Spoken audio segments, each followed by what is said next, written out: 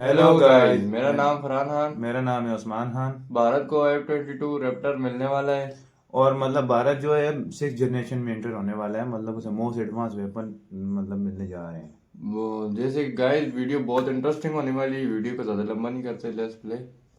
1 2 3। 22 Raptor का बाप भारतीय वायुसेना को मिलने जा रहा है और भारतीय संसद ने अब इस पर मुहर लगा दी है। जी हाँ, मैं उसी F-22 रैप्टर की F-22 बात कर रैप्टर रहा का बाप हूँ मिलने जो जा रहा है। पिछले 30 सालों से दुनिया का नंबर 1 लड़ाकू विमान बना हुआ है।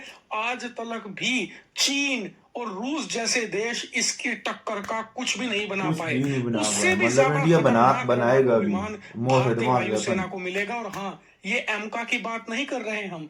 जी हाँ, जैसा कि आप स्क्रीन पर देख पा रहे हैं, भारत की डिफेंस स्टैंडिंग कमेटी के अंदर भारतीय वायुसेना ने खुद इस बात को कंफर्म कर दिया है कि हम एमका और तेजस वाली गलती दोबारा दोबारा नहीं नहीं दोहराने करेंगे, वाले। वो इतनी बड़ी भारत गलती दुनिया अपनी के साथ एक 6th जनरेशन कंट्री बनकर सामने आएगा। सामने दरअसल आएगा। जिन जी लोगों जी। को नहीं पता, गलती हमने ये करी थी कि तेजस को हमने सन 2000 के आसपास बनाना शुरू किया। उस समय दुनिया में 4th जनरेशन के एयरक्राफ्ट डोमिनेट कर रहे थे, जैसे कि F-15 बना, पाकिस्तान को मिला F-16, इसके अलावा F-16 मिला पाकिस्तान FA-18 को। सुपर हॉर्नेट, सुखोई 30, ऐसे एयरक्राफ्ट दुनिया को डोमिनेट कर रहे थे। और हम भी एक ऐसा लड़ाकू विमान खुद बनाना चाहते थे और इसीलिए हमने काम शुरू किया तेजस पर।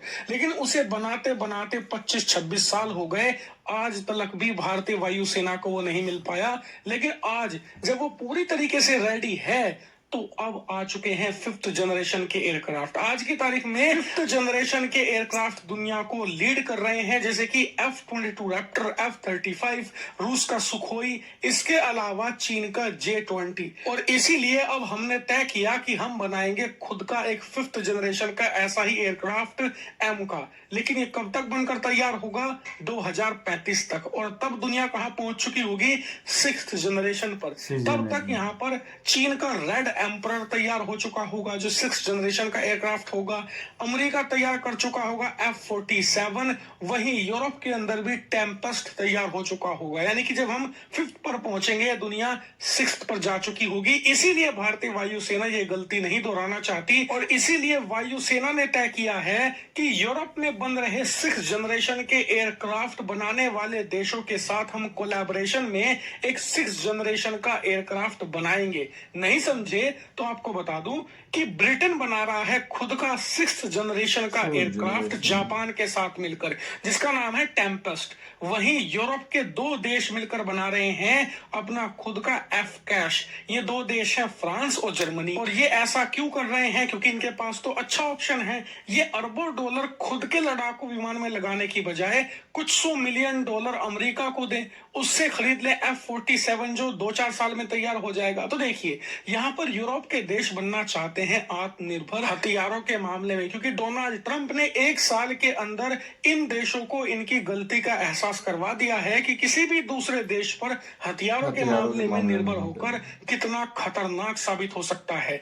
इसीलिए ये देश खुद का 6th जनरेशन का एयरक्राफ्ट बना रहे हैं और खुद इन का सिक्स दोनों ने ही जनरेशन बना भारत रही को है। यहाँ पर अप्रोच किया है कि आप हमारे एयरक्राफ्ट के प्रोग्राम में शामिल हो जाइए, हमारे साथ मिलकर बनाइए 6th जनरेशन का एयरक्राफ्ट। और ये दोनों ही ऑफर भारतीय वायुसेना अब कंसिडर कर रही है। हम इवेल्युएट करेंगे कि जो फ्रांस और स्पेन का यहाँ पर एफ कैश है वो बढ़िया है, या फिर ब्रिटेन और जापान मिलकर जो टेम्पेस्ट बना रहे हैं वो बढ़िया है। लेकिन एक बात आपको बता दूं, अगर भारत ज्वाइन करता है ब्रिटेन और जापान का टेम्पेस्ट लड़ाकू विमान प्रोग्राम, तो यकीन मानिए हमारे पास एमका से पहले एक 6th जनरेशन का एयरक्राफ्ट होगा। क्योंकि जो इसकी टाइमलाइन है वो इन्होंने 2034 से लेकर 2035 तक रखी है। यानी कि भारत अगर जापान और ब्रिटेन के साथ मिलकर टेम्पेस्ट बनाता है, तो एमका से पहले हमारे पास वो लड़ाकू विमान आ जाएगा। हालांकि फ्रांस और स्पेन वाले एफ कैश की टाइमलाइन दूसरी है, वो भी 6th जनरेशन का एयरक्राफ्ट है, लेकिन वो 2042 तक बनेगा।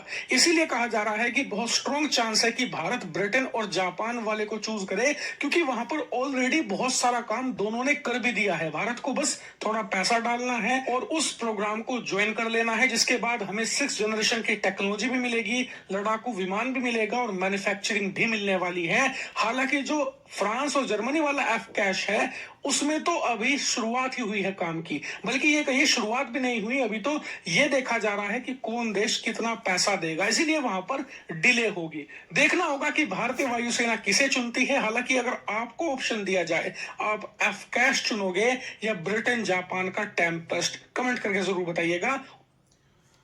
मतलब इंडिया जो है मोस्ट एडवांस वेपन मतलब बनाने जा रही है, मतलब जैसे ये मतलब और जहाजों का ना बाप बनाने जा रही है, 6th जनरेशन में एंटर हो रही है।